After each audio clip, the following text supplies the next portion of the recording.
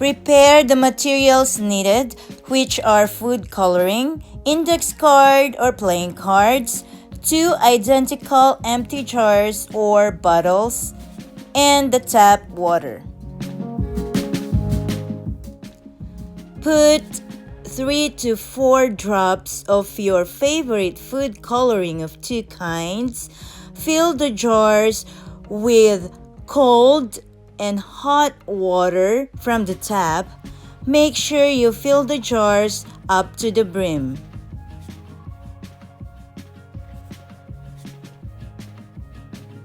Laying the card onto the top of the jar, tap the card gently with your fingers.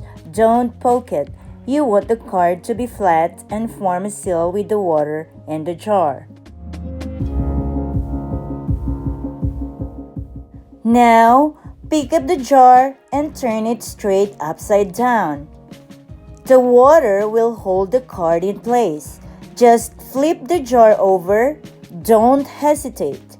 If the jar is tilted but not turned over completely, the water will gush out and make a mess.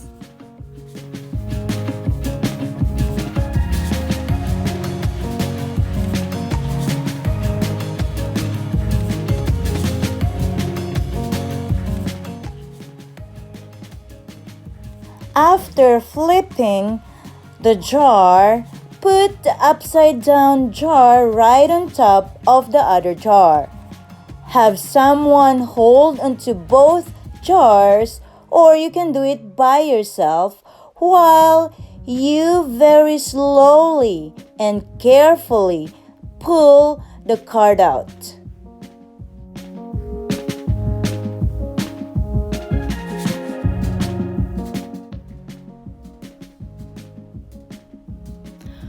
For this, the cold water is on top because red color is cold water. Remember that blue color is the hot water. What happened after pulling out the card? Did the cold water from the top jar mix with the hot water from the bottom jar?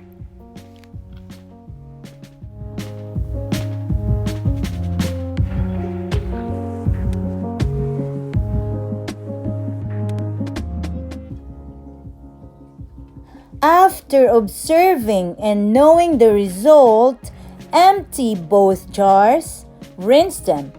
Repeat the steps, but this time, hot water on top, cold water at the bottom.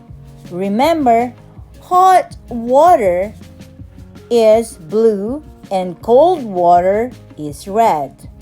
Let's see what happened.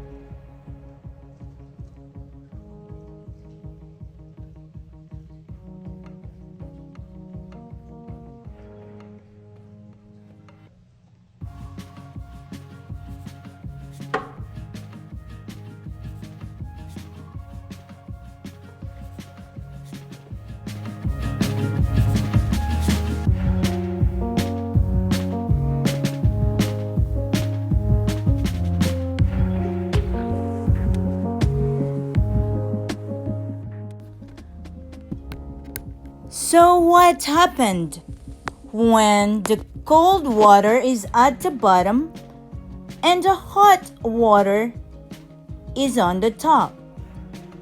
Did they mix?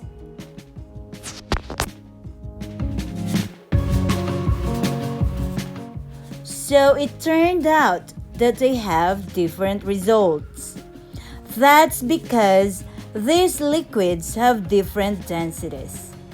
Whenever you put together two liquids that don't mix, the liquid that is less dense will float on top of the denser liquid.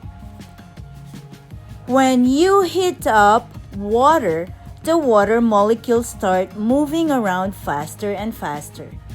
They bounce off each other and move farther apart because there's more space between the molecules. A volume of hot water has fewer molecules in it and weighs a little bit less than the same volume of cold water. So hot water is less dense than cold water. When you put the two together, with the hot water on the bottom, the hot water rises to the top, mixing with the cold water along the way. When the cold water is on the bottom, the hot water doesn't have to rise. It's already on top. The cold water stays on the bottom and the hot water stays on top. Enjoy the experiment. Bye-bye!